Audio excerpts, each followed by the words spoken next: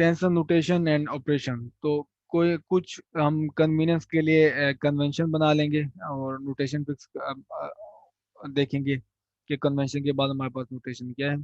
और हम operation define करेंगे कि सम का इसमें मतलब क्या है, टेंसर में डिफरेंस का क्या मतलब है और प्रोडक्ट क्या होता है।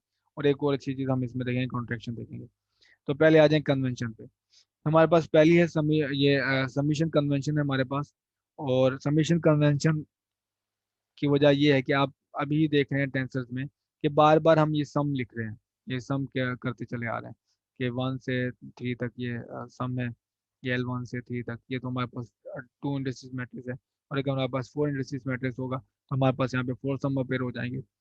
तो ये सम बार बार लिखने के बजाय आइंस्टाइन ने एक समीशन कन्वेंशन बनाई थी, वो ये है कि अगर आप किसी एक्सप्रेशन में एक इंडेक्स 2 मरतबा देख रहे हैं तो इसका मतलब है कि वो सम होगा। ठीक है। Understand a summation convention over any index which is appears exactly twice in one term। तो आपके पास एक टर्म है, अगर ये पूरी टर्म, इसमें कोई भी इंडेक्स अगर 2 मरतबा अपेयर हो रहा है तो इसका मतलब ये है कि वो सम होगा। ये देखें, ये इसमें के 2 मरतबा अपेयर हो रहा है, ये और ये, इसका मतलब है के पे सम है। इसमें देखें एल पे 2 मरतबा अपेयर हो रहा है तो इसका मतलब है कि एल पे सम है। तो ये कन्वेंशन डिफाइन करती है आइंस्टाइन ने। तो इस कन्वेंशन के मुताबिक अगर आपके पास ए आई आई या फिर आपके पास है ए बीटा बीटा, देखिए आपके पास ये टर्म है और टर्म में अ, एक इंडेक्स 2 मरतबा अपेयर हो रहा है।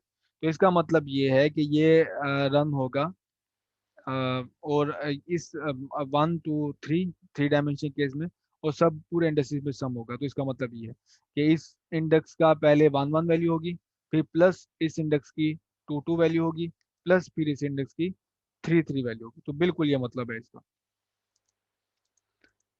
अच्छा, एक्स आई आई का क्या मतलब है हमारे पास, या एक्स अल्फा अल्फा का क्या मतलब है? इसका मतलब है कि हमारे पास एक्स 1 1 एक मरतबा ये आएगा x1 ठीक है।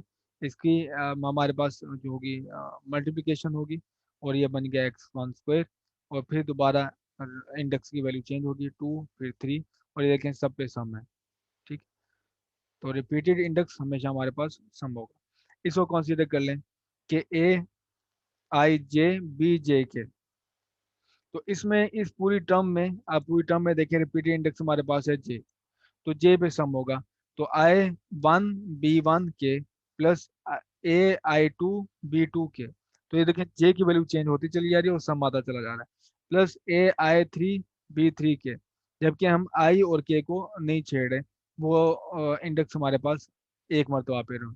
हमने सम सिर्फ उसी पे करना है जो इंडेक्स हमारे पास 2 मरतबा एक टर्म में अपेयर हो रहा है। ये कुछ और एग्जांपल्स हैं कि हमारे पास इस एक्सप्रेशन में देखें। इस एक्सप्रेशन में हमारे पास जो रिपीटेड इंडेक्स है वो जे है।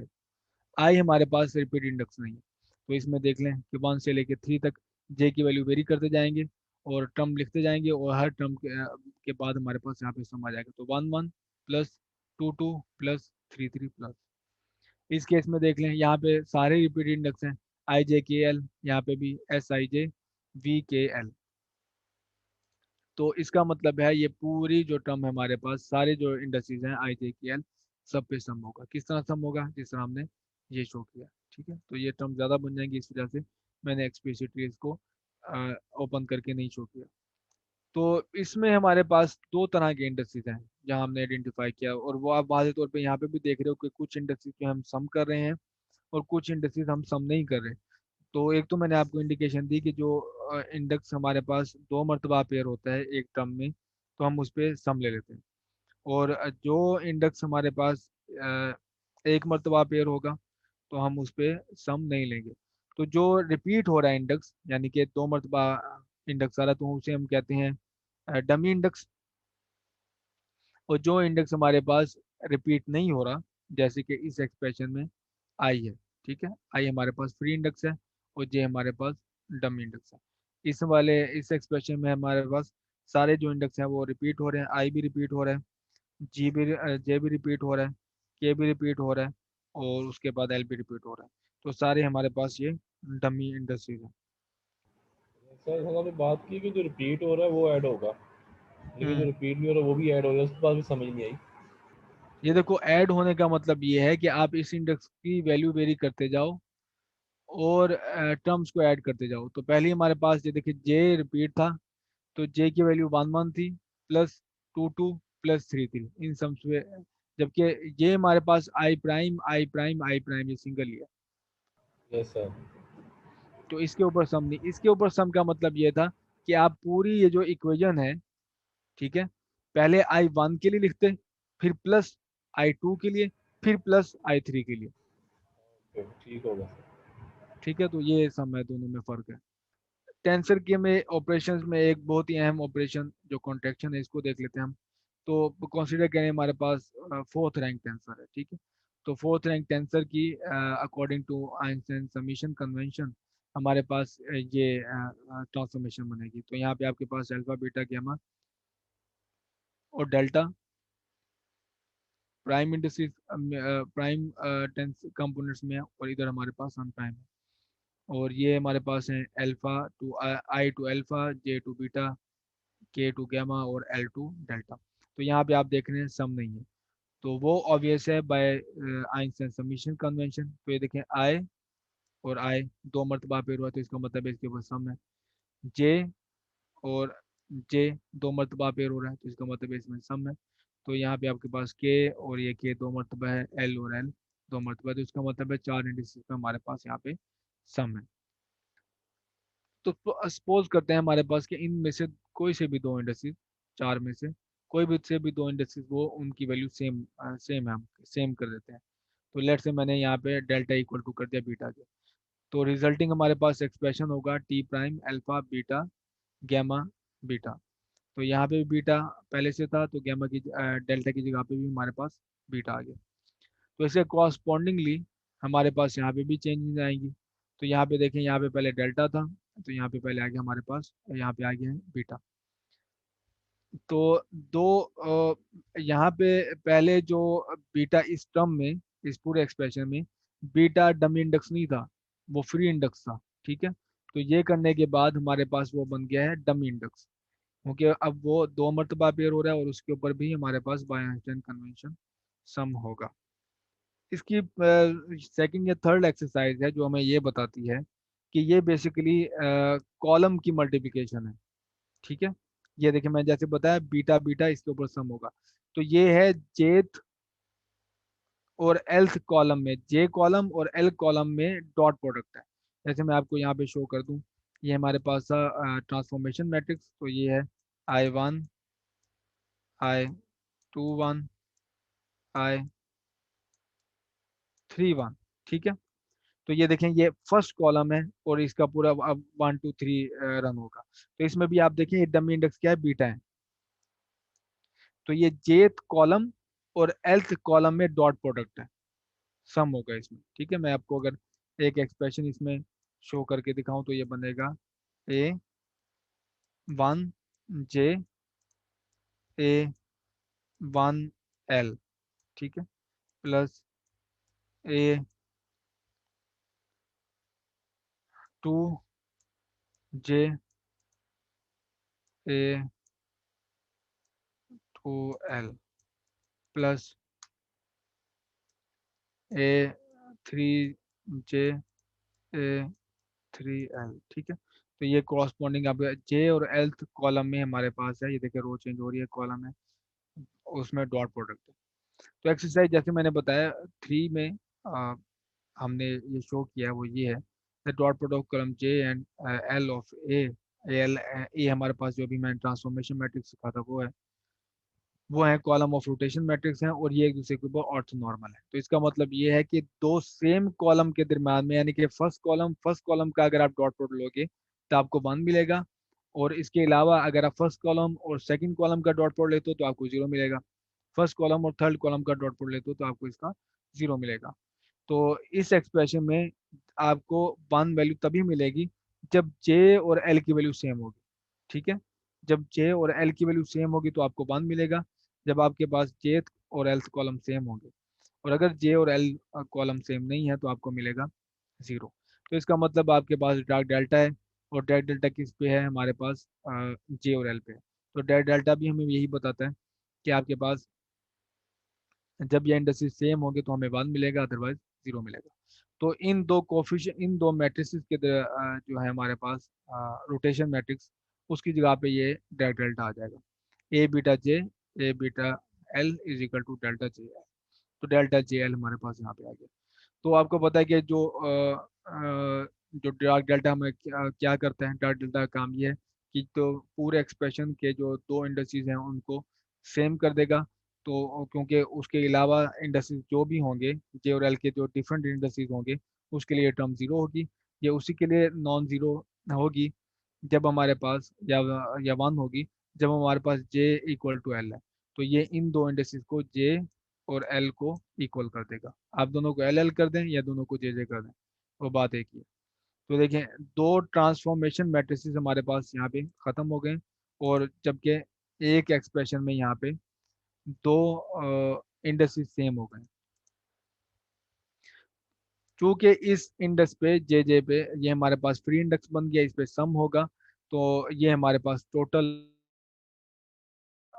जो फ्री इंडस्ट्रीज हैं इसमें वो है दो, तो ये सेकंड रैंक टेंसर है। जे पे सम है, फ्री इंडेक्सेस हैं, और आई के हमारे सॉरी जे हमारे पास डमी इंडेक्स है, और आई के हमारे पास फ्री इंडेक्स है। तो ये हमारे पास होगा सेकंड रैंक टेंसर, ये भी second rank tensor.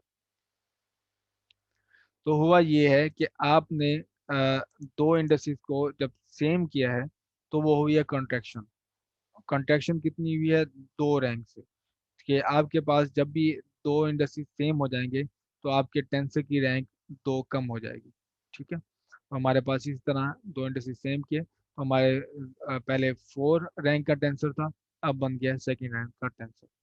This process of setting two industries of a tensor equal to each other, तो सिंगल टेंसर है, उस सिंगल टेंसर के आपने दो इंडस्ट्रीज को सेम कर दिया। And the summing and then summing is called contraction.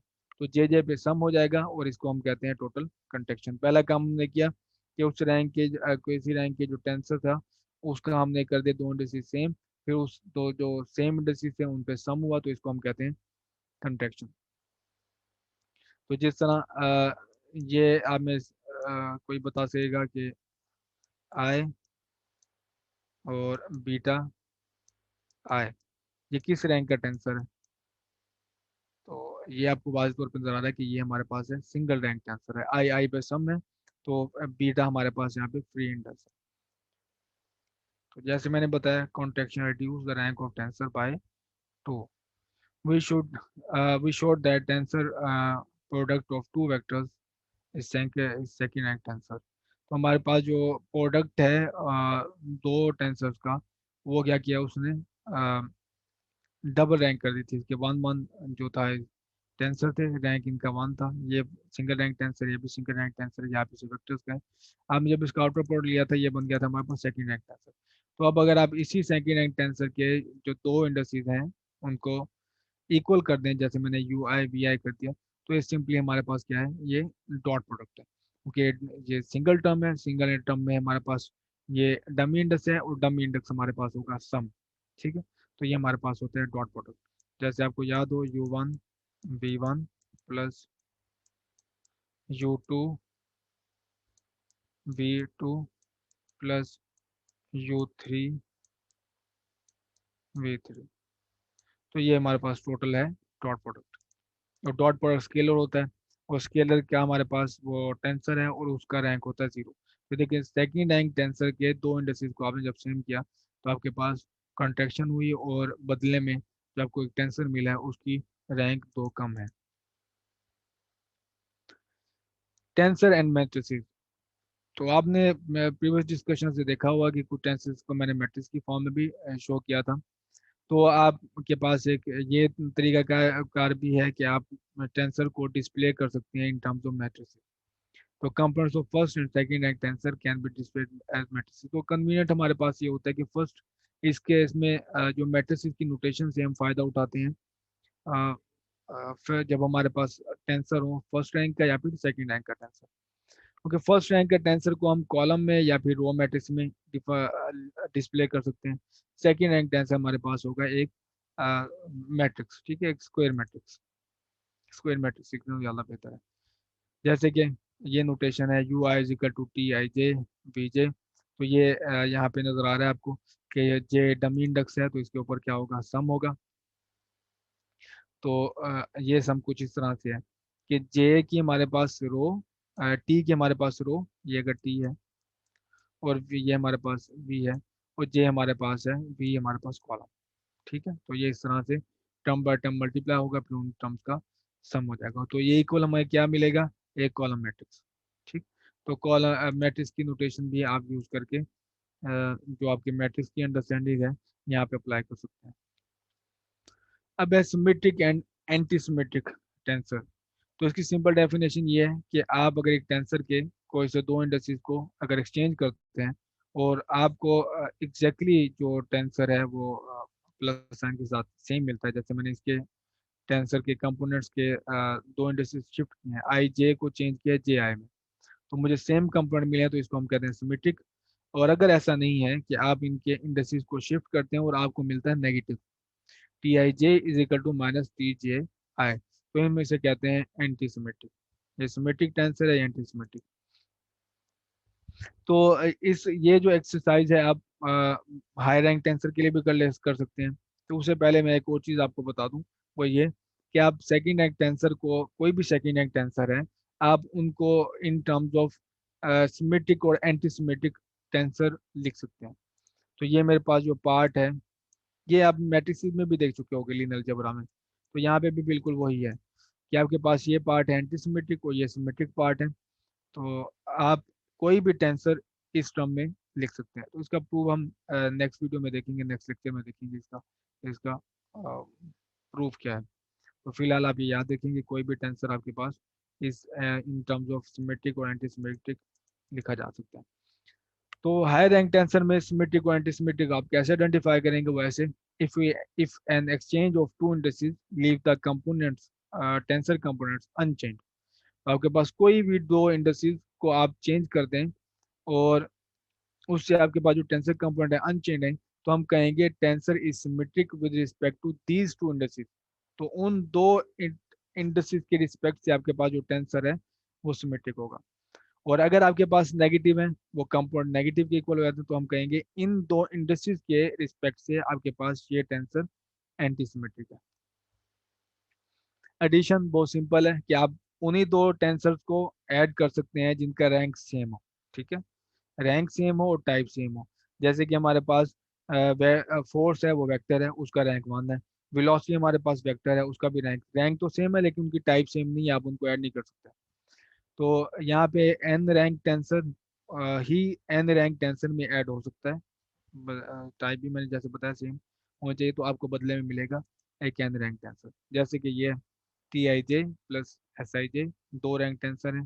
तो second rank tensor second rank tensor is equal to sum, sum है इन दोनों के दिमाग में, इज इक्वल टू हमारे पास सेकंड रैंक टेंसर। ये आप एक और एग्जांपल ले लें, ये इंटरेस्टिंग एग्जांपल है। तो ये देखें, ये भी सेकंड रैंक टेंसर है और ये भी सेकंड रैंक टेंसर है, क्योंकि इसके में डम इंडेक्स अपेयर हो रहा है। तो के पे सम होगा और बाकी बचेंगे दो फ्री इंडेक्सेस, तो ये सेकंड रैंक टेंसर है। तो दो सेकंड रैंक टेंसर का जो सम होगा वो भी सेकंड रैंक टेंसर होगा। सब्ट्रैक्शन में भी बिल्कुल इसी तरह से है कि आपके पास दो सेम रैंक के और सेम टाइप के टेंसर्स सब्ट्रैक्ट हो सकते हैं। ठीक है, आप उनके कंपोनेंट्स इंडिविजुअली का डिफरेंस लेंगे और जितने रैंक के टेंसर होंगे उसी रैंक का आपके पास रिजल्ट होगा। आउटर मल्टीप्लिकेशन मैंने देखी हुई है, लेकिन टर्मिनोलॉजीज डिफरेंट बुक्स में डिफरेंट यूज़ की जाती हैं, तो इस वजह से मैं दोबारा एक जो पहले आपने चीज़ पढ़ी हुई है उसको एक नई टर्म में बता देता हूँ कि आउटर मल्टीप्लिकेशन हम कहते हैं आउटर वो टेंसर प्रोडक्ट को, आउटर प्रोडक्ट को। और हम आउटर प्रोडक्ट हम टर्म यूज़ कर चुके हैं, टेंसर प्रोडक्ट हम टर्म यूज़ कर चुके हैं, तो इसको आउटर मल्टीप्लिकेशन भी कहते हैं। इसका हमने प्रूफ भी देखा है कि दो आउटर मल्टीप्लिकेशन का जो क्या आउटर प्रोडक्ट होता है, जैसे nth रैंक टेंसर है, mth रैंक टेंसर है, तो रिजल्ट हमारे पास आता है n plus m rank tensor. इसका हमने स्टार्टिंग में प्रूफ देखा है। इनर मल्टीप्लिकेशन हम कहते हैं by the process of outer multiplication of two tensor followed by contraction. तो हमने आउटर प्रोसेस देखा था कि यू आई को मल्टीप्लाई किया था वी जे से, तो ये प्रोसेस क्या था हमारे पास, आउटर मल्टीप्लिकेशन। तो हमें मैट 10 से मिला था टी आई जे। तो इसके बाद हमने कंट्रैक्शन कर दें, आई को इक्वल कर दें जे के, ठीक है। तो इसको हम कहते हैं इनर प्रोडक्ट या फिर इनर मल्टीप्लिकेशन। इसके बाद इसके ऊपर ये बन जाएगा टी आई, तो ये इसका रिजल्ट होगा स्केलर, और ये इनर मल्टीप्लिकेशन होगी।